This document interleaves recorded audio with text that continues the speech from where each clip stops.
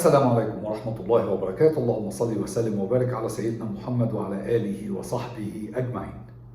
مباراة أكثر من رائعة للنادي الأهلي، مباراة الأهلي وشباب بلوزداد، نقدر نسميها كده بلس 18. مباراة فكرتنا بمباراة الأهلي والزمالك نظرا لنتيجتها 6-1، محدش يقدر ينساها طبعا، واللي ينساها احنا دايما بنفكر مباراة 6-1. النهارده النادي الاهلي كان عنده مباراه مهمه جدا في دوري الابطال مع فريق شباب بلوزداد الجزائري، الفريق المحترم طبعا، لكن بصراحه زي ما بتتقال كده بلغه الكوره، يعني الاهلي اخذ شباب بلوزداد ورا مصنع الكراسي. طبعا هنقول الاول بس نشوف الحكايه والروايه والقصه. بدات من تشكيل النادي الاهلي اللي كان فيه الشناوي في حراسه المرمى، خط الظهر طبعا من 4 لعيبه: خالد عبد الفتاح واشرف داري ورامي ربيعه ويحيى عطيه الله. خط النص 3 لعيبه: اكرم توفيق ومروان عطيه، وقدامهم كان عمرو السوليه.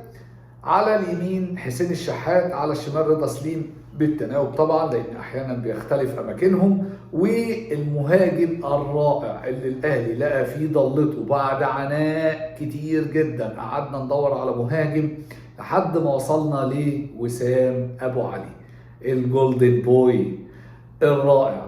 النهارده الهاتريك وسام ابو علي. بدأت المباراة النادي الأهلي كان ما تفهمش ليه، يعني تقريبا كده مباراة باتشوكا لسه مقصرة. المشوار اللي حصل والانتقاد اللي حصل على اللعيبة وعلى مجلس الإدارة، على مارسيل كولر كمان، تحسه كان لسه مقصر، اللعيبة كانت لسه في الصدمة.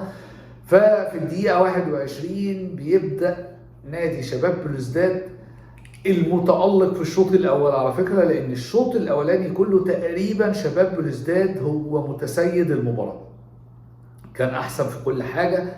دفاعيا كان منظم جدا، وكان ما شاء الله متميزين جدا. كمان هجوميا وعلى مستوى منطقة نص الملعب كانوا هم اللي ماسكين الماتش، كانوا هم اللي مستحوذين على نص الملعب.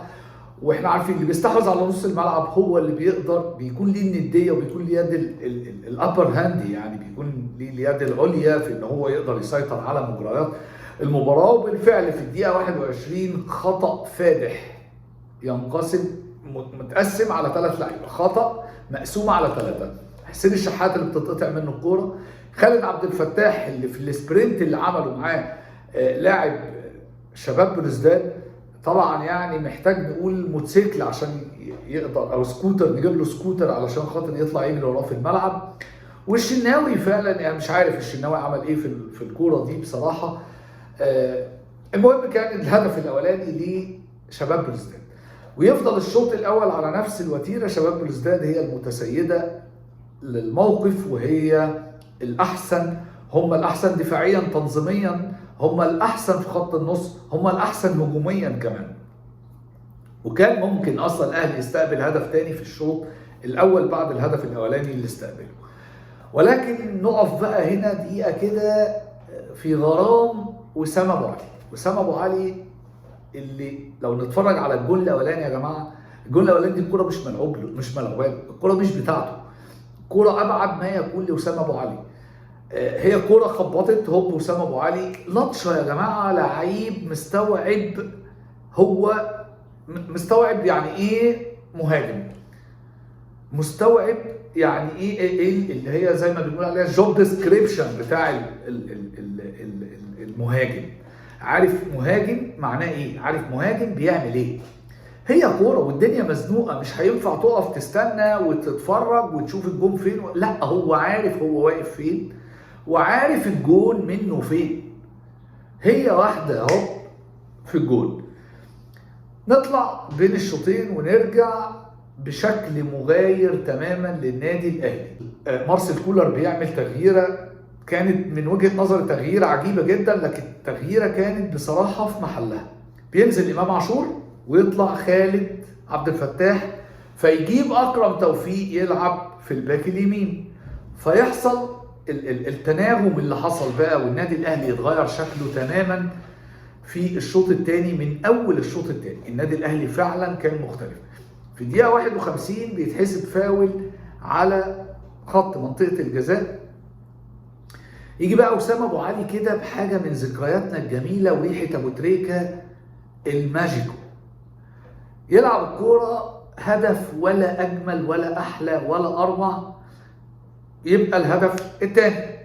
حسين الشحات الكوره تخبط شويه يشوطها حسين الشحات يصدها الحارس، سوري اسف، يشوطها وسام ابو علي فيصدها الحارس، فترجع لحسين الشحات يحطها بالرجل الحارس للهدف الثالث.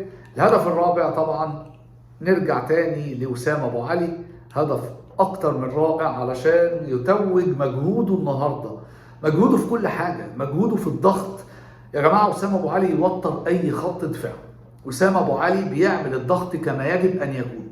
اللي جاب وسام ابو علي ده للنادي الاهلي لازم ياخد جايزه مهمه جدا، جايزه كبيره جدا، لانه فعلا دي عين صقر اللي جابته. بعديها دقيقه 86 بيرسي تاو برضه بيجيب جون رائع جدا جدا جدا من تمريره من اعتقد حسين الشحات كان يعني، او ممكن يكون امام عاشور. وبعديها في الدقيقه الثالثه من الوقت بدل الضائع بعد ال90 في الدقيقه 93 كريم الدبيس اللي هنتكلم عنه شويه برضه، كريم الدبيس اللي كان مركون على الدكه لدرجه انه خلاص كان بدا يصدي، الراجل لا موجود، لا لعب الشويه اللي لعبهم كريم الدبيس. كريم الدبيس نزل في الدقيقه 80، لعب تقريبا حوالي 10 دقائق بالوقت بدل الضايع، يعني تقريبا لعب حوالي مثلا نقدر نقول 14 دقيقه.